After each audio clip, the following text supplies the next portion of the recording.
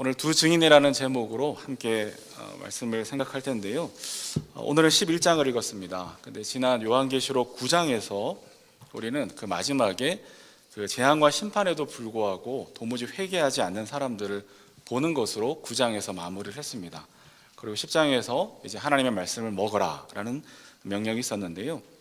그래서 계시록 9장 2절에 20절에 보시면 이런 재앙에서 죽지 않고 살아남은 사람이 자기 손으로 한 일들을 회개하지 않고 오히려 귀신들에게나 또는 보거나 듣거나 걸어 다니지 못하는 금이나 은이나 굴이나 돌이나 나무로 만든 우상들에게 절하기를 그치지 않았습니다 라고 9장은 끝이 났습니다. 그러니까 재앙과 심판에도 도무지 회개하지 않은 사람들이 있었던 것이죠. 그런데 오늘 본문에 보니까 그 재앙에도 불구하고 회개하지 않고 완악하게 하던 바로 그 사람이 11장 13절에 보면 돌아오는 장면들, 회심하는 장면들이 나옵니다. 그래서 바로 그때에 큰 지진이 일어나서 그 도시의 10분의 1이 무너졌는데 그 지진으로 사람이 7,000명이나 죽었습니다.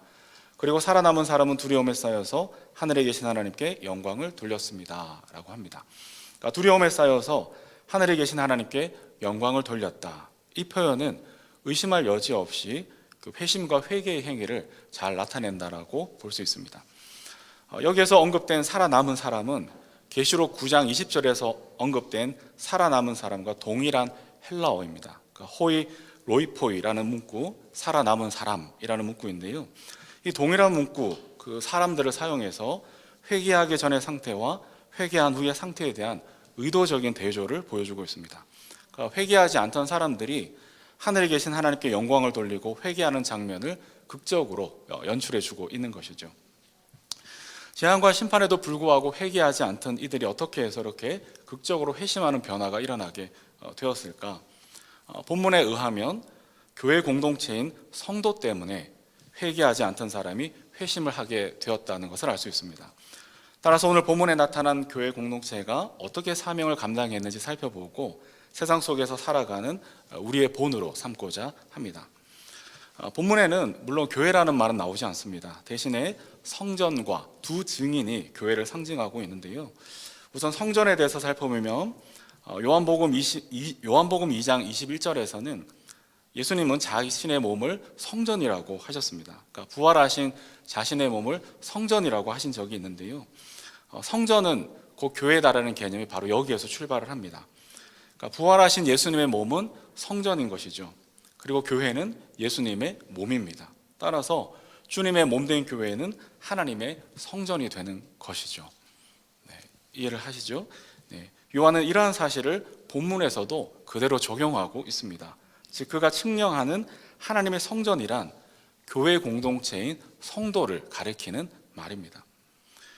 또 두 증인에 대해서도 4절에 보면 두 증인에 대하여 촛대 2개라고 하거든요. 근데 이 촛대는 계시록 1장 20절에 보면 7 촛대를 7 교회라고 한 적이 있습니다. 그러니까 즉 촛대는 교회를 상징하는 말입니다. 그래서 두 촛대로 표현된 두 증인은 교회 공동체입니다. 다만 7 촛대가 두 촛대로 변환되었는데 이것은 어떤 증인의 효력을 위해서 둘이라는 숫자와 조화를 이뤘습니다. 그러니까 성경에서는 두세 사람의 증인이 있어야 된다고 하잖아요. 그래서 이 둘이라는 숫자는 성경에서 증언이 성립될 수 있는 최소한의 숫자로 사용되는데요. 따라서 이 두 증인이라는 말은 예수 그리스도의 증언 공동체로서의 교회, 즉 성도를 상징하는 말입니다. 이처럼 본문에는 교회라는 말이 명시적으로 나오지는 않지만 하나님의 성전과 두 증인은 교회 공동체를 가리키고 있습니다. 그러면 이 불순종의 종도를 회심하게 만든 이 교회 공동체와 성도의 운명, 그들의 사명은 도대체 어떤 것이었을까? 크게 두 가지로 오늘 본문에서 찾아보려고 합니다. 첫 번째는 주님이 십자가에서 달린 곳에서 죽는 것입니다. 그것이 성도의 운명인 것이죠. 3절에 보니까 나는 내 두 증인에게 예언하는 능력을 줄 것이다. 그들은 1260일 동안 상복을 입고 예언할 것이다. 그러니까 요한계시록에는 이 숫자가 자주 나옵니다. 1260일, 바꾸면 42달이고요. 3년 반의 기간입니다. 이 기간에 슬픔과 회개라는 의미를 담은 이 상복을 입고 예언을 하는 것이죠. 이러한 복장은 두 증인으로서의 교회 공동체가 세상을 향해 회개를 촉구하는 사역을 감당해야 함을 보여줍니다. 예수님이 세례를 받으시고 처음 선포하셨던 말씀도 회개하라 천국이 가까이 왔느니라였습니다. 주님의 몸된 교회에도 세상을 향하여 회개하라를 전해야 하는 것이죠. 1260일, 이 42달, 3년 반이라는 기간은 문자 그대로 특정 기간을 말한다기보다 초림부터 재림 사이의 그 기간 동안에 교회가 어떠한 일을 해야 하는지를 알려주고 있습니다. 교회와 성도가 회개의 복음을 전할 때 주님은 모세와 엘리야에게 주셨던 엄청난 권능을 주신다고 약속합니다. 그래서 5절에 보니까 그들의 입에서 불이 나와 원수들을 삼켜버릴 것이다. 6절에서는 자기들이 예언 활동을 하는 동안에 하늘을 닫아 비가 내리지 못하게 할 수 있는 권세를 가지고 있다라고 합니다. 그러니까 마치 엘리야의 사역이 연상되는 장면이죠.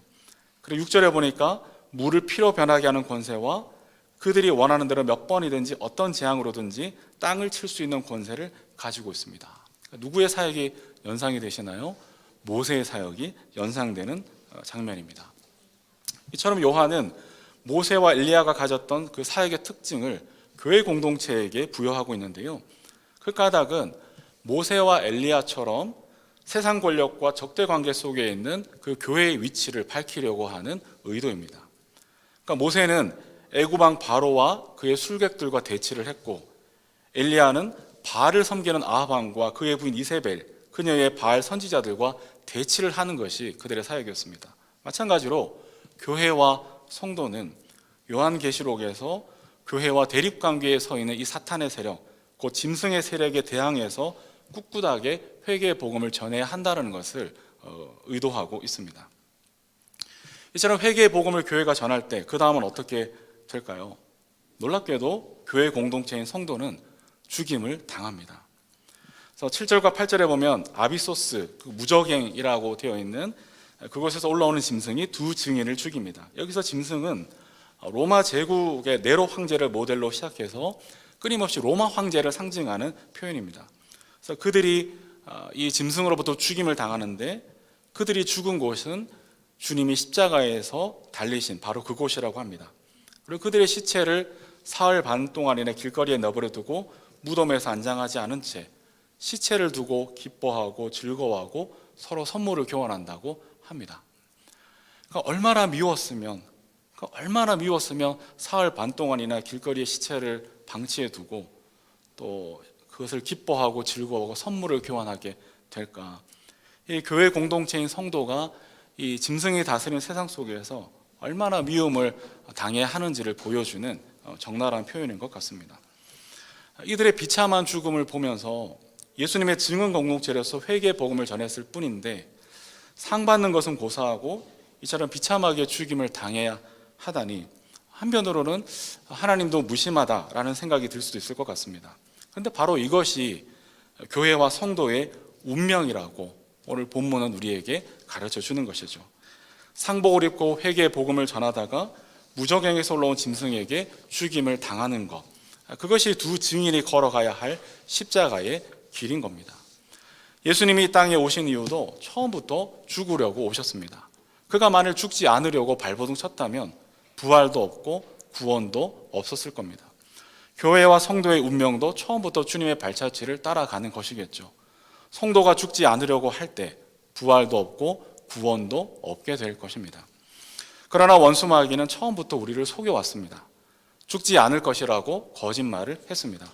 창세기 1장 4절에 보니까 뱀이 여자에게 말하기를 너는 절대로 죽지 않는다라고 했습니다. 더 나아가 하나님처럼 될 수 있다라고 사기를 쳤습니다. 이러한 뱀의 꾀임은 오늘날에도 강력하게 작동을 하는 듯합니다. 우리는 뱀의 꾀임에 넘어갈 때가 얼마나 많은지요. 예수 믿으면, 교회 다니면, 복음을 전하면 인생이 힘들지 않을 것이다 라는 이 마귀의 속임에 자주 넘어갑니다. 인생이 힘들다면 뭔가 문제가 있는 것이 틀림없다라는 이 마귀의 속삭임에 넘어갈 때가 많은 것이 우리의 현실인 것 같습니다. 성도가 자주 오해하는 것이 있습니다. 마치 하나님의 나라가 종말론적으로 완성된 것처럼 느낄 때가 많습니다. 특별히 우리나라처럼 종교의 자유가 있고 그러할 때 더더욱 이러한 착각에 빠지는 경우가 많은 것 같습니다. 그렇지 않습니다. 여전히 우는 사자가 삼킬 자를 찾아 두루 헤매고 있는 세상 속에서 우리는 살아가고 있습니다. 따라서 하나님이 사랑하시지만 여전히 마귀가 활동하고 있는 세상에서 성도로 살아가는 일은 당연히 힘이 들기 마련입니다. 힘이 드는 것이 성도의 삶인데 힘이 들지 않으려고 하니 더 힘이 들게 되는 것이겠죠. 재림을 기다리는 동안 무정행에서 올라온 이 짐승에 의해 날마다 죽음을 경험하고 살아가는 것이 성도의 운명이다라는 겁니다.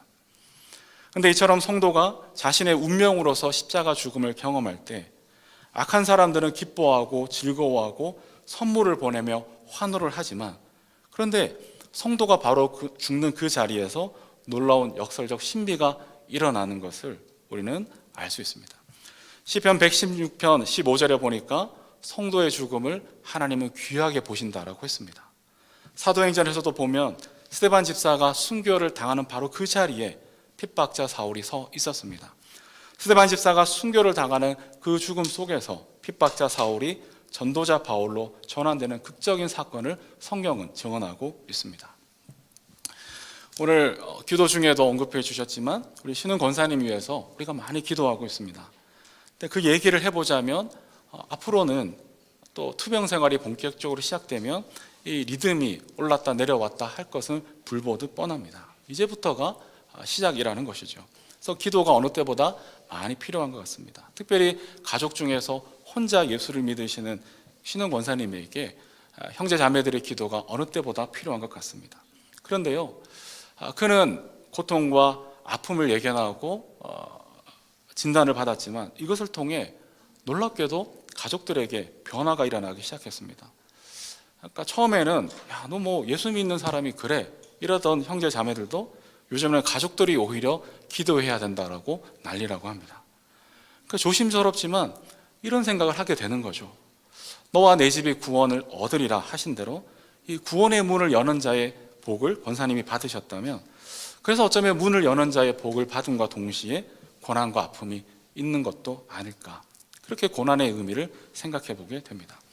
권사님의 투병을 통해서 어머니가 기도하기 시작하셨고, 마치 바울이 전도하러 갔을 때 알지 못하는 신에게 예배를 바치는 이들이 있었지만, 그러나 그가 바로 하나님이다라고 바울이 가르쳐 주었던 것처럼 어머니가 기도하기 시작하고, 또 하나님의 도움을 구하는 일들이 가족들에게 일어나고, 도대체 누가 교회 다니는 사람이야 싶을 정도로 가족들이 너 기도해, 너 하나님이 도움을 구해 라고 하는 고백들이 나타나고 있다는 겁니다. 예수를 믿고 교회를 다니는데 어째서 불행과 아픔이 끊이지를 않는가? 그러면 주님이 어쩌면 이렇게 물으실지도 모릅니다. 어째서 너는 아프지도 않고 어려운 일도 없어야 하는 것이냐? 나의 주 나의 하나님이신 주님도 십자가 고난을 당하시고 죽으셨는데 왜 나는 고난을 당하면 안 되고 죽으면 안 되는 것인가? 어쩌면 주님이 그렇게 물으실지도 모르겠습니다. 만일 우리의 삶에서 힘든 부분들을 다 잘라낸다면 과연 우리는 온전해지고 행복해질 수 있을까요? 아니라는 것이죠. 반쪽짜리 인생이 될 수밖에 없습니다. 물론 여전히 아픈 것은 아픈 것이고 고통은 여전히 고통으로서 우리의 삶을 넘어뜨릴 겁니다. 그럼에도 성도는, 하나님의 성도는 철학자 키에르 케고르가 말한 대로 날마다 죽음에 직면하는 그 불안과 고통을 적극적으로 내 삶의 일부분으로 받아들임으로써 오히려 하나님의 사람으로서 성숙해지고 온전해질 수 있다는 것이죠. 성도의 운명은 십자가 죽음입니다. 불타는 듯한 빨간 단풍잎이 아름다운 것은 그것이 땅에 떨어져 죽어가기 때문이고 또 죽어야 살 수 있기 때문입니다. 따라서 공중권세 잡은 마귀가 활동하고 짐승이 역사하는 세상 속에 날마다 겪을 수밖에 없는 고통과 죽음에 대해 성도라면 오히려 적극적으로 내 삶의 일부분으로 받아들이고 함께 살아가는 법을 터득해야 하겠습니다. 그것과 함께 동행하는 방법을 날마다 연습해야 할 것입니다. 그것은 일이 잘못된 것이 절대로 아닙니다. 도리어 십자가를 지신 주님의 길을 따라가는 길이라고 저는 믿습니다. 혹시나 성도로서 십자가 죽음을 가지셨습니까? 그것에 외면하거나 도망치지 말고 삶의 용기를 가지고 함께 살아낼 수 있었으면 좋겠습니다. 예수님의 십자가 자리에서 백부장이 회심을 하였던 것처럼 성도가 그리스도의 죽음에 동참하는 바로 그 자리에서 사울이 바울 되는 이 역설적 신비가 우리의 일상이 되고야 말 것입니다. 두 번째로 세상을 변화시키는 교회와 성도의 운명은 바로 부활입니다. 우리 11절과 11절을 한번 같이 읽어보겠습니다. 11절과 12절입니다. 시작. 그러나 사흘 반이 지난 뒤에 하나님에게서 생명의 기운이 나와서 그들 속으로 들어가니 그들이 제 발로 일어섰습니다. 그것을 목격한 사람들은 큰 두려움에 사로잡혔습니다. 그 두 예언자가 하늘로부터 자기들에게로 이리로 올라오너라 하는 큰 소리가 울려오는 것을 듣고 구름을 타고 하늘로 올라가니 그들의 원수들이 그것을 지켜보았습니다. 아침에 교회를 오면서 문득 그런 생각을 했습니다. 주일 아침에 급하게 또 여유롭게 또 준비를 하고 이 시간을 들여서 교회를 다니고 있는데, 일단 저뿐만 아니라 우리 모든 성도들을 볼 때 교회 다니지 않는 사람들은 뭐라고 생각할까? 특별히 요즘처럼 교회가 또 사회적으로도 또 어려움을 겪고 있는 이때에 왜 헛짓거리 하는 거야 싶을 수도 있겠구나, 그런 생각을 문득 해보게 되었습니다. 그렇죠. 믿지 않는 눈으로 볼 때 교회 다니는 일이야말로, 신앙을 가지는 일이야말로 헛된 것으로 볼 수도 있겠다 싶습니다. 그러나 만일 그리스도가 부활하지 않았다면 정말 성도의 삶과 죽음은 헛된 일로 끝나고 말았을 것입니다. 성도의 죽음을 보고 기뻐하고 환호했던 그들처럼 세상은 그렇게 조롱하고 비난했을지도 모르겠습니다. 하지만 우리의 믿음과 죽음이 헛되지 않은 것은 하나님께서 그리스도를 죽음에서 살리셨기 때문이고, 또 하나님께서는 오늘 본문에서처럼 두 증인도 다시 살리시고 하늘로 이끌어 올리시기 때문입니다. 따라서 성도의 죽음은 결코 헛된 것이 아니게 됩니다. 성도의 죽음을 귀하게 보시는 하나님은 바로 그곳에서 성도를 일으켜 세우시고 부활의 생명체가 되게 하십니다. 이를 통해 교회와 성도의 삶은 그 정당성을 인정받게 되는 것이죠. 뿐만이 아니고 죽었다가 다시 살아나서 하늘로 이끌려 올려진 그 두 증인의 운명을 보면서 살아남은 이들이 드디어 회심을 하게 됩니다. 불순종들의 종도를 회심케 하는 극적인 변화의 열쇠가 두 증인의 죽음과 부활에 있다라는 것입니다. 그렇다면 세상을 변화시키는 이 성도의 운명으로서 부활은 도대체 우리에게 어떤 의미를 가지는 것일까? 그 부활의 1차적 의미는 몸의 부활입니다. 우리는 흔히 그리스도의 부활, 또 성도의 부활에 대해서 영혼 불멸과 혼동하는 경우가 있습니다. 그러나 이 영혼 불멸은 궁극적으로 기독교의 소망이 아닙니다. 기독교의 소망은 완전히 죽었다가 다시 재창조되는 몸의 부활을 이야기합니다. 사실 영혼의 불멸이라면 주님이 십자가에서 죽으실 필요가 있었을까라는 생각이 드는 것이죠. 그러나 죽으면 끝입니다. 그러나 죽음이 끝이 아닌 것은 주님께서 몸의 부활로 우리에게 소망을 주셨기 때문입니다. 그래서 역사적 종말과 개인의 죽음을 맞이하더라도 하나님께서 우리를 몸의 부활로 다시 살리실 것을 믿습니다. 이 몸의 부활에 대한 소망은 기독교가 정초한 핵심이고, 인간의 한계인 죽음에 대한 두려움을 이기고 오늘을 살게 하는 힘이라고 할 수가 있습니다. 이처럼 부활의 1차적 의미가 몸의 부활이라면 이 2차적 의미도 우리가 살아가는 동안에 맛보곤 합니다. 그러니까 부활의 2차적 의미가 있는데요. 예를 들어 겨울이 지나고 봄이 오면서 새싹이 돋을 때 우리는 죽음에서 생명을 틔우는 부활의 조각들을 미리 맛보곤 합니다. 그 자연의 리듬 속에서 부활에 대한 감각을 일깨울 수가 있는 것이죠. 그래서 교회가 교회력을 따라 신앙생활을 유지하는 것도 이런 부활에 대한 감각을 일깨우기 위한 하나의 교육 장치라고 할 수가 있습니다. 역사적 종말과 개인의 죽음 뒤에 일어날 이 몸의 부활을 기독교 신앙은 고대하기에 성도는 살아가면서도 이 2차적 의미로서의 부활을 살아가게 되는 것이죠. 그렇다면 성도의 운명인 이 부활의 2차적 의미는 무엇일까? 그것을 오늘의 언어로 재해석한다면 저는 그것을 가능성의 세계를 열어주는 것이다 라고 생각을 합니다. 이런 생각을 하는데 마치 이에 적절한 연설이 하나 있었습니다. 얼마 전에 미국 대통령 선거에서 당선된 이 바이든의 러닝메이트로 지목된 부통령 해리스, 그분의 연설이 매우 감동적으로 다가옵니다. 그녀의 어머니는 19세에 미국으로 이민 온 인도계 여성입니다. 인도라는 그 계급 국가사회에서 아직도 계급 차별이 있는 그 사회에서 자랐지만 미국으로 오면서 그녀와 그녀의 가족에게 새로운 가능성이 열리게 되었습니다. 그리고 어머니의 꿈대로 해리스는 한계를 넘어 미국 최초의 여성 흑인 부통령이 되었습니다. 인종과 남녀, 출신과 계급 등의 차별을 넘어서 흑인 여성이 부통령으로 당선된 가능성이 열리게 되었습니다. 그녀가 이런 말을 했습니다. 자신이 부통령직을 수행하는 첫 여성이지만 자신이 마지막은 아닐 것이다. 왜냐하면 여성 흑인 부통령에 당선된 그녀를 지켜보고 있는 소녀들은 미국이 가능성의 국가라는 것을 볼 것이기 때문이다. 그러므로 어떤 성별을 가지고 있든 간에 야심을 가지고 꿈을 꾸어야 한다라고 연설을 했습니다. 그러니까 미국을 다시 가능성의 나라로 꿈꾸겠다라는 것을 천명한 것이죠. 흑인과 여성과 소녀들이 꿈을 꾸어도 되는 나라를 그녀는 약속했습니다. 백인 남성들이 장악한 그 불가능의 세계를 뚫고 새로운 가능성의 세계를 열어가는 것이라 생각했는데요. 그 연설을 보면서 개인적으로 생각했습니다. 앞으로도 미국이 세계를 계속 주도하겠구나. 이런 비전을 가지고 있는 지도자들이 있다는 것이 얼마나 복된 일일까 한편으로 생각해 보았습니다. 근데 예수님이 우리에게 보여주신 이 부활의 세계는 미국 그 이상인 줄로 믿습니다. 주님이 열어주신 부활의 세계는 죽음의 한계까지도 넘어서는 가능성의 세계입니다. 하나님은 주님의 부활을 통해서 이방인이었던 우리도 제한 없이 하나님의 자녀로 불러주시고 하나님을 아버지라 부를 수 있게 해주셨습니다. 따라서 성도의 운명인 부활은 세상 속에서 2차적 의미로 가능성의 세계를 보여주는 것이죠. 여전히 할 수 있고 꿈꿀 수 있고 앞으로도 기회가 있다라는 것을 알려주는 삶입니다. 중세 개혁자 마틴 루터 얘기를 자주 하는데요.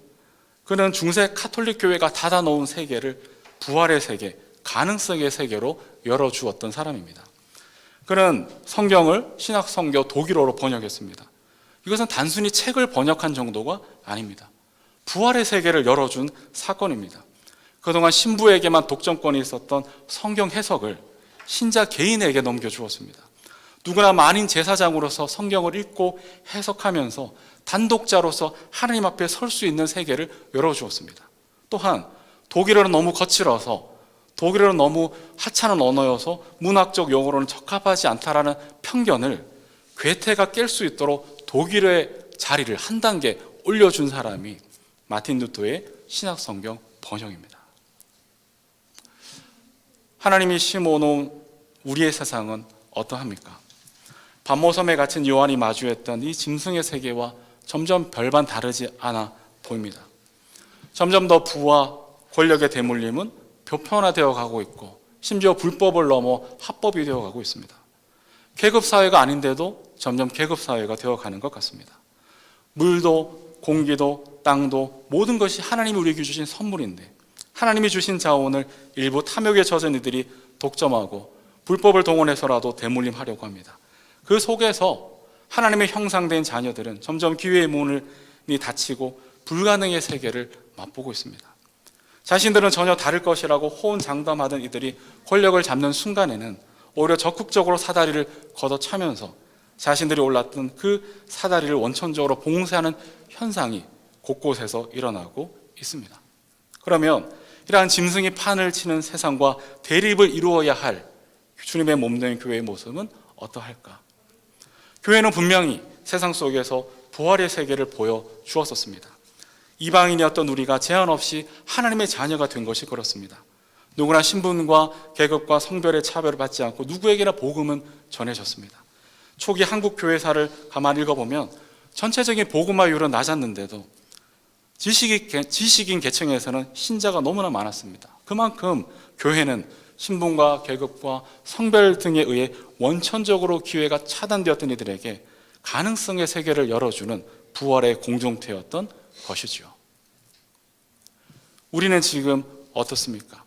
혹시나 조용히 교회의 문턱을 높이면서 중세 가톨릭처럼 신앙의 이름으로 교회를 박탈하고 배제하고 있지는 않은지, 예수 그리스도의 구원은 유대인이나 헬라인이나 종이나 자유나 차별 없이 임하는 은혜인데 교회는 도대체 무슨 생각을 하고 있는 것일까 돌이켜 보아야 할 것 같습니다. 부활의 세계를 열어주는 교회가 되어야 합니다. 가능성의 세계를 보여주는 성도가 되어야 합니다. 하나님의 구원에는 그 어떤 제한도 없습니다. 심지어 지옥이라 할지라도 말입니다. 사도신경 헬라어 영어 본에는 예수님이 오게도 가시고 라는 고백이 있습니다. 베드로전서 3장 19절에서도 그는 영으로 옥에 있는 영들에게도 가셔서 선포하셨습니다. 지옥도 주님의 부활과 복음을 막을 수가 없는 것이죠. 혹시나 우주에 외계인이 있다고 생각하십니까? 그 외계인에도 구원이 임할까? 저는 우주에 외계인이 있다 하더라도 온 우주의 창조주 되신 하나님의 은혜가 미치지 않는 곳은 절대로 없을 것이다 라고 믿습니다. 이번 주에 아까 그 예화와 관련해서 코로나19 백신과 관련한 희소식이 있었습니다. 그래서 그 소식을 듣는데 얼마나 또 기대가 되는지, 물론 앞으로 남은 난관들이 많이 있지만 결국 나오겠구나. 화이자라는 회사에서 90% 예방 효과가 있을 것으로 기대되는 백신의 발명을 발표했습니다. 또 앞으로 자세히 살펴보기는 해야 되겠지만, 근데 백신 발명자가 누군가 했더니 터키계 이민 부부였습니다. 그러니까 1세대 이민자들이었습니다. 그래서 영어를 얘기하는데 발음이 너무 이상해서 이제 다 알아들은 건 아니지만 발음이 이상해서 봤더니 이제 터키계 이민자들이었던 거예요. 근데 그들을 보면서 야, 미국 진짜 대단하다. 미국이 당분간 계속해서 세계를 주도하겠구나 싶었던 건, 그들이 만일에 고국에, 이건 절대로 다른 나라들에 대한 평가를 하는 건 아니고요. 그러니까 그들이 고국에 그대로 있었다면 지금처럼 성과를 낼 수가 있었을까? 미국에 대한 복잡한 감정들을 우리가 가질 수 있지만 여전히 가능성의 나라인 것은 틀림이 없구나. 저의 이런 말이 불편하지 않았으면 좋겠습니다. 왜냐하면 이제 안병호 선교사님한테 배우는 캄보디아 학생들도 대한민국에 대해서 좋은 감정을 가지고 있거든요. 그런데 우리에게는 미국보다 더 좋은 하나님 나라 백성이라는 정체성이 분명히 있습니다. 그렇다면 꿈을 꾸어도 되는 것이죠. 현실을 뛰어넘는 하나님의 가능성을 붙잡아도 되는 것이죠. 자녀들에 대해서도 여전히 꿈을 꾸고 기도해도 되는 것이죠. 물론 사회와 세상이 걸어놓은 편견과 제약이 분명히 있고 그것은 점점 더 만만치 않을 겁니다. 때로는 여성이어서 안 되고, 나이 들어서 안 되고, 나이 적어서 안 되고, 결혼해서 안 되고, 결혼 안 해서 안 되고, 이래서 안 되고 저래서 안 되고, 도대체 어쩌라는 것인지. 그러나 그게 뭐 어쩌란 말인가 라고 우리는 말할 수가 있는 것이죠. 혹시 이태원 클라스라는 드라마를 본 적이 있으십니까? 네, 너 아니? 그래. 근데 거기 이제 아버지 역할을 했던 사람이 아들에게 이제 이런 말을 할 때 그 아버지의 노래가 나옵니다. 근데 그 노래 이제 원래 팝송인데요. 그 가사가 되게 좋더라고요. Good morning, son. 그리고 이제 It's okay. You don't have to pay. I've got all the change. 그러니까, 안녕 아들아. It's okay. 괜찮아. 걱정하지 않아도 돼. 네가 돈 내지 않아도 돼. 내가 다 준비해 두었어. 이게 아버지가 아들에게 주는 노래입니다. 우리 주님이 부활하셨다. 이 십자가 부활의 은혜는 우리가 지불하지 않아도 된다는 뜻입니다. 하나님이 다 지불하셨다라는 의미입니다. 그래서 하나님이 된다고 하시면 되는 겁니다. 하나님의 뜻 가운데 있다면 제약은 없습니다. 죽음도 막지 못합니다. 부활하신 주님을 만날 때 하나님이 주시는 기회와 가능성은 다시 살아나게 될 것이고, 그것은 몸의 부활뿐만 아니라 지금 여기에서도 우리는 경험하게 되는 것이죠. 이것이 부활의 능력입니다. 이렇게 우리는 역사적 종말과 개인의 죽음에서만 아니라 지금 여기에서도 부활을 체험하는 것이죠. 사랑하는 여러분, 세상은 점점 더 사다리를 걷어차고 있는 것 같습니다. 그러나 저는 다시 교회를 꿈꿉니다. 부활의 세계를 살아가는 우리는 하늘과 땅을 잇는 사다리를 놓아주는 그런 교회와 성도가 되면 좋겠습니다. 꿈을 포기하고 기회를 박탈당한 채 영혼을 빼앗긴 이들의 가슴에 교회가 소망의 불을 활활 다시 지피우면 좋겠습니다. 그래서 기회와 가능성으로 가득 찬 부활의 세계를 보게 하면 좋겠습니다. 이리와 어린 양이 함께 뒹구는 세계를 보여주는 우리가 되어야 합니다. 바른 듯이 그렇게 되고야 말 겁니다. 성도의 운명은 바로 부활이기 때문입니다. 추수감사절 예배로 하나님 앞에 나아갑니다. 이미 지나온 것들에 대한 감사는 얼마나 소중하고 귀한지 모르겠습니다. 좀 이따가 우리 영민이가 찬양을 할 텐데 광야에서라는 찬양입니다. 광야와 같은 시간이었지만 잘 견디어 오셨습니다. 그리고 수고하고 애쓰셨습니다. 사망의 음침한 골짜기를 지났지만 주의 지팡이와 막대기가 우리 여기까지 보호해 주신 줄로 압니다. 그러나 이 감사가 과거에만 머물지 않으면 좋겠습니다. 추억으로만 남아서도 안 되겠습니다. 하나님께 감사한 마음은 동시에 미래를 향해 열린 것이기를 바랍니다. 다시 말하면 부활의 하나님이 우리의 삶에 열어가실 기회와 가능성에 대해서도 미리 감사하면 좋겠습니다. 민수기 14장 28절에 보니까 내 귀에 들린 대로 내게 행하겠다. 내 귀에 들린 대로 내게 행하겠다고 하신 주님이 그것을 바꿔 말하면 우리가 주님께 드리는 감사대로 그대로 응답해 주실 것을 믿습니다. 이 은혜와 복을 누리는 오늘 추수감사절 예배를 드리는 우리 모두가 되시기를 주님의 이름으로 축복합니다. 아멘.